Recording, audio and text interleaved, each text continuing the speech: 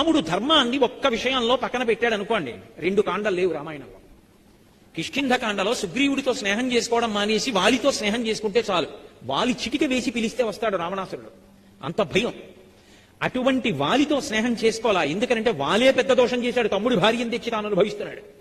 నువ్వే అధర్మంలో ఉన్నావు, నీతో నాకు స్నేహం ఏమిటి? వాలిని సంహరించి సుగ్రీవుడితో స్నేహం చేసుకున్నాడు ధర్మం కోసం. ధర్మం కోసం సుగ్రీవుడితో చెలిమి చేసుకున్నాడు కాబట్టి సుందరకాండ వచ్చింది, యుద్ధకాండ వచ్చింది, తర్వాత పట్టాభిషేకం అయింది.